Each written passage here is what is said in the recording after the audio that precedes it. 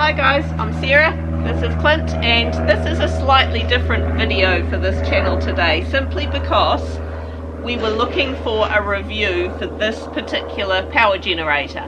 We couldn't find one, and we bought one anyway, so we thought why not do a wee review on it. How you set it up, how you get it going. I'll mostly leave this one up to Clint. The idea though is that he's going to set it up today, and then we'll see how easy it is for the likes of me to start up in case he's not home, in the case of a power cut. We had some major winds a few weeks back and our power went. It actually went on for a few days, to the point where we were getting worried that we were going to lose the food in our freezer. We can sort out the cooking, we can sort out the lights, water, that's fine, but we need to keep food safe. So hopefully this will do the trick. Now, it came in this box. I'm probably going to keep this box just to keep it dust free, because it might be a year or two before we are actually required to use it. This is what it came with. It came with a screwdriver and a spark plug removal tool. It also came with this, which I'm assuming is for topping up with oil. It didn't come with oil, so I went to the people who I bought it from and I bought the recommended oil for it. Take these two here off.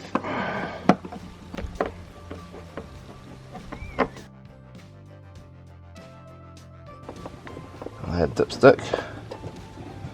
Well, you see, in there is no oil in this. That's why they've given us that, to make it easy to pour the oil into. Can you actually see where it's coming to? It's a bit of guesswork. Approximately 600 millilitres. Ah, right, so that's pretty much what I put in. So I put in 3 of them. So that's 600 ml.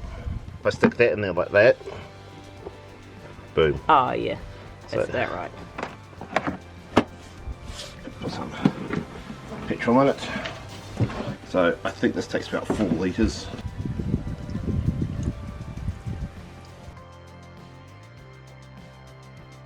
Now when we run it, apparently we've got to turn it to on. And if we're storing it for a few months between running it, you turn it to off so the petrol doesn't come out, and then you turn it to on like this. There's a fuel switch here. Where it's in storing, you turn it to off. You turn that to on. And you'll turn the choke. Where's the choke in here? There's the choke. We're going to turn it to start. Let's see what happens.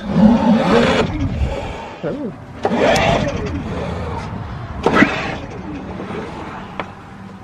It's on.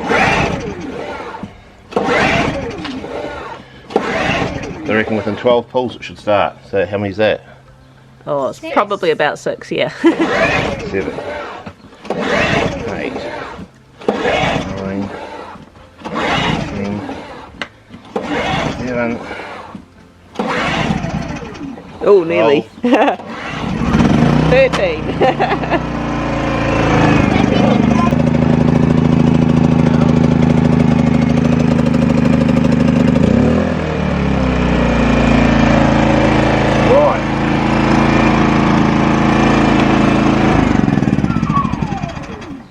Now, to turn it back, let's turn it around, because there's something very important I forgot. The earth pin. That earth pin goes in there. Oh, okay. So you gotta stick it in the earth. So you push the earth straight into the dirt.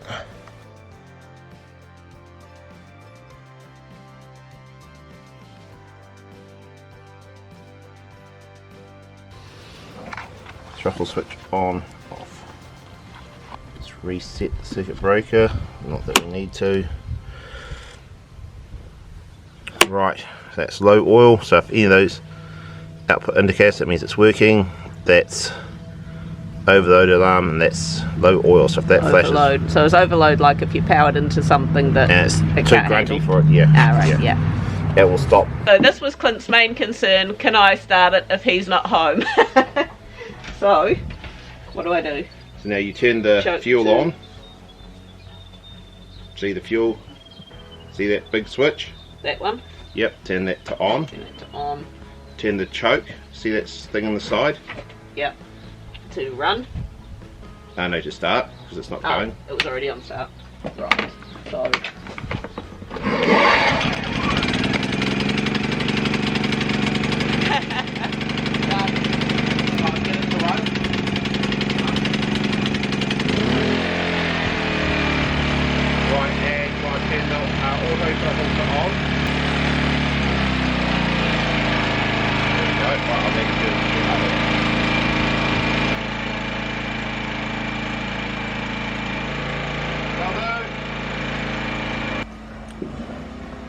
There you go. You can hear the engine changing. We just plugged the fridge in just to, is it There working? we go. Oh, yep, you can hear it.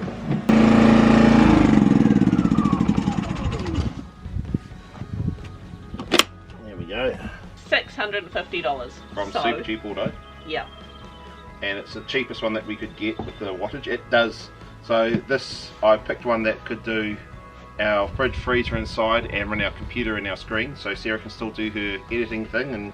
And also the other thing is, when you do fire it up, make sure that there's nothing around, which is why we picked this spot outside. It's semi-sheltered from the rain, and there's nothing that can catch on fire, because this has a runtime of about 4 hours, and this backside here can get pretty hot, and we, you know. So after 4 hours, you need to just turn it off and let it cool down, and then start it up again? Yeah, I would. Okay. Because I wouldn't want petrol spilling everywhere. Yeah. But I like how it's got all these spill guards on it, and the oil, you probably didn't see it, it's got a little spill, so I was just running out the side because it's got little protection so it doesn't get stuck.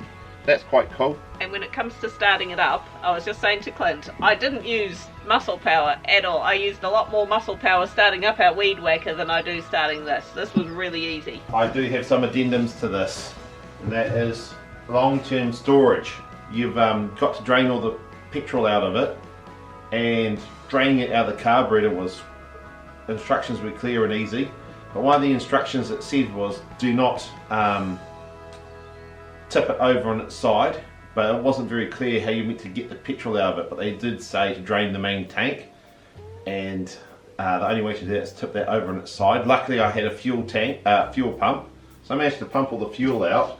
But then I had a problem with this, is that you have to take out they provide one tool for you, and you have to take out here, you take that off, that part there off. Oh, so my hands don't fit in there, to get to the spark plug. And you have to take the spark plug out. See it? Oh, that's that, you can just see the very tip of the spark plug in there. See that? Oh, okay. And you have to put in 15 mils of oil, then pull the cord so you oil the piston so it doesn't seize. And well, that's fair enough. That's a great idea. Except my hand's too big to get in there.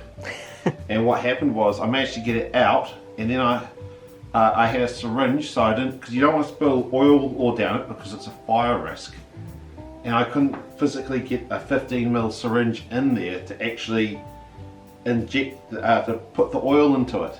So I ended up getting a syringe with a little bit of tube and injecting it into the tube, into it, and that was fine. I put my thumb over the hole and gave the thing a pull and felt the air blow through like you're supposed to.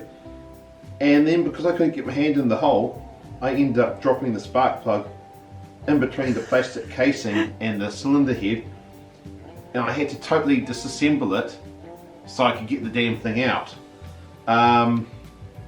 So unless you're technically inclined, one of the other things maybe you should do is, it might actually pay to send it to a place like a lawnmower shop and get them to drain the fuel, put the oil in it, and do what needs to be done for long-term storage, so when it comes time to use it, you can use it.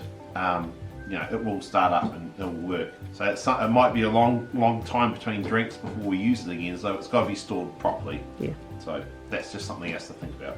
Hit like, leave us a comment down below, hit subscribe, and I'll be back to my normal routine next week. Bye.